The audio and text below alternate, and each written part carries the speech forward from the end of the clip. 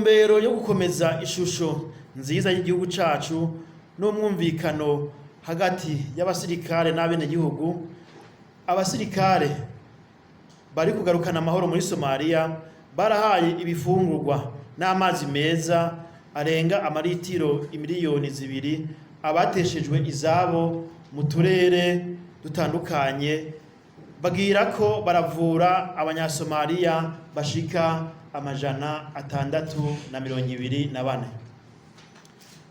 Kugira ngo nizo fashanyo zitangwe neza, abasirikare b'u Burundi bari muri Somalia baragiranye inama 12 n'abarongoye abandi mu makambi y'abateshejwe izabo.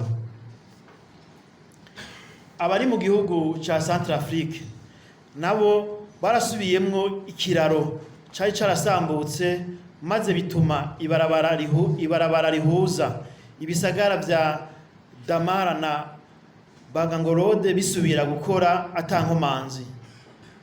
Barashikirije kandi imfashanyo igizwe n'imiti n'ibikoresho bitandukanye vy'isuku ibitaro vy'akarere ka Sibuti.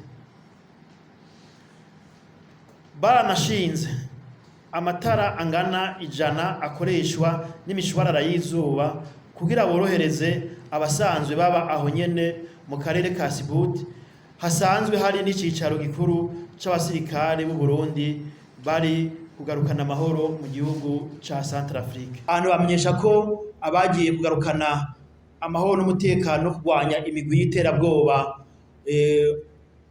mu buseruko bw'igihugu ca Republika Iharanira Intwaro Rusangi ya Kongo, nabo nyene bariko barakora ibikorwa bishimishije, ibikorwa bikora inka cane cane, aho mugabo muri iki gihe bacibanda cane kubijanye no gutuza iyo migwi y'iterabwoba. Mbere mu karere abasirikare b'igihugu cacu baherereyemwo, abenegihugu bakaba bishima ko hari amahoro n'umutekano, kuko ubu bose babanye neza.